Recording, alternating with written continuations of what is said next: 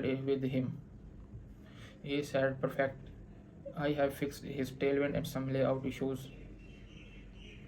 Then he asked me what was wrong. Then I have explained all the issues that we were facing in the code. Then he asked me about the budget.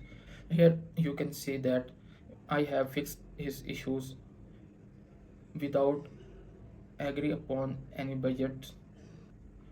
Sometimes we have to complete our work without agreement, means without any offer, because I know that this is a simple issue that I can fix it in minimum time. That's why I have to complete my work first, then we will talk about the estimation cost for this project. Then he asked me about the budget for this project.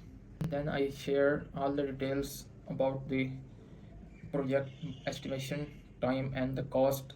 He said he sent me a screenshot about my gigs plan.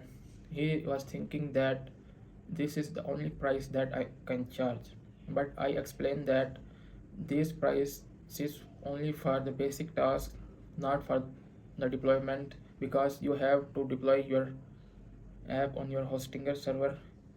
That that as this is your custom order, that's why I share my total estimation cost for this project. We agree upon that.